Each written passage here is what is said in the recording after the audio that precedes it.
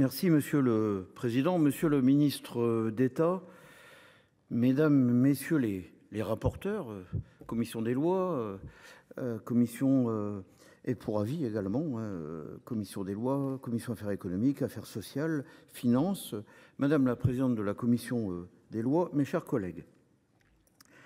Toutes les vérités sont-elles bonnes à dire ?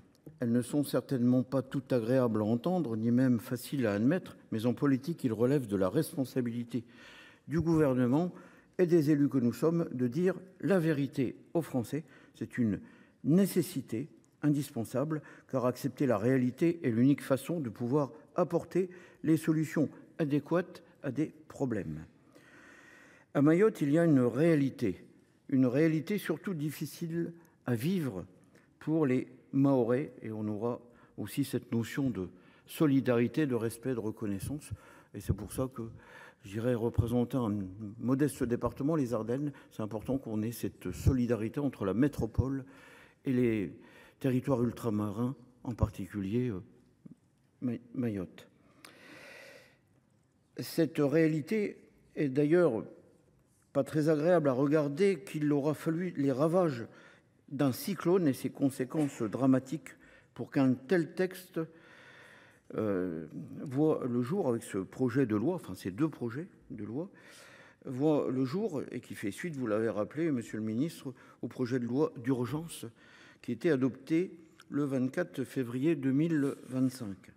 Beaucoup de mesures ont déjà été prises pour essayer de régler les problèmes de Mayotte, mais trop peu ont été effectivement mises en œuvre par rapport à la gravité de la situation.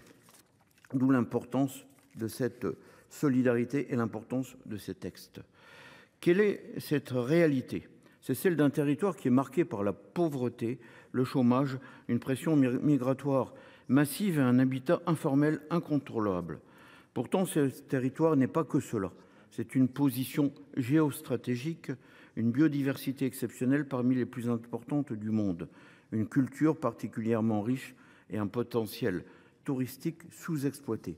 Mais ces formidables atouts sont cachés par des mots qui, jusqu'à aujourd'hui, le dépassent. C'est surtout la réalité d'un département français à qui nous devons la même considération, le même respect qu'à n'importe quel territoire hexagonal. Cette considération doit d'ailleurs nous appeler à la mesure. Monsieur le ministre, c'est un projet de loi ambitieux. Les articles eux-mêmes de ce projet de loi le sont, mais le rapport annexé, je fais référence à l'article 1 que j'ai pu lire avec attention, l'est pour autant.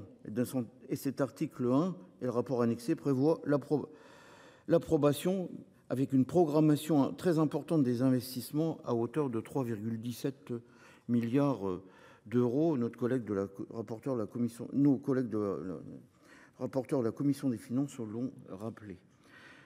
Avec beaucoup d'investissements prévus, un nouvel aéroport à Grande-Terre, construction d'une cité judiciaire, d'un second centre hospitalier, renouvellement de la flotte de gendarmerie maritime, formation de 300 gendarmes et policiers auxiliaires, des investissements conséquents dans l'eau à l'assainissement, 730 millions d'euros à ce niveau-là, et en rappelant, c'était rappelé aussi au niveau de la Commission des finances, dans notre précédente réunion de mardi dernier, que près de 30% de la population ne sont pas raccordés à l'eau potable.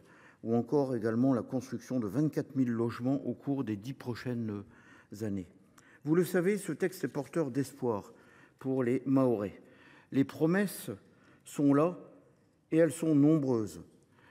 Mais beaucoup d'entre elles étaient déjà prévues depuis des années. Il faut qu'elles se concrétisent.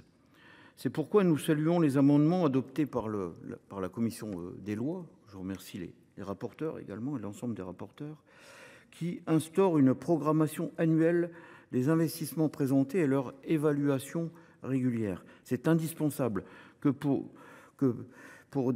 les promesses deviennent des objectifs. Lutte contre l'immigration illégale, contre l'habitat informel, contre l'insécurité ou encore accélérer la convergence sociale. Le projet de loi porte des mesures fortes mais strictement nécessaires à l'ampleur de la situation.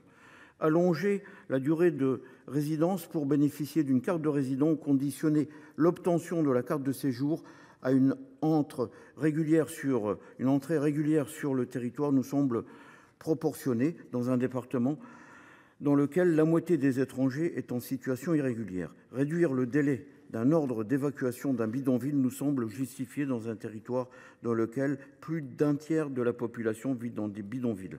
Renforcer l'autorité du préfet sur l'ensemble des services de l'État à Mayotte nous semble indispensable pour coordonner les actions pour que des choses avancent en matière de reconstruction, de logement, d'infrastructures, l'éducation prioritaire, ça a été rappelé. Le dispositif zone franche, par exemple. Ce projet de loi s'attaque aux problèmes réels de Mayotte. Il propose des solutions adaptées.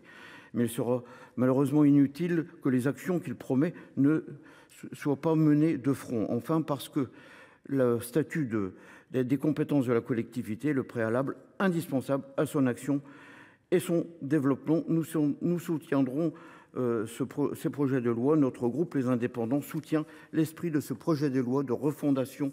Et nous resterons cependant attentifs aux évolutions qui surviendront pendant son examen. Je vous remercie.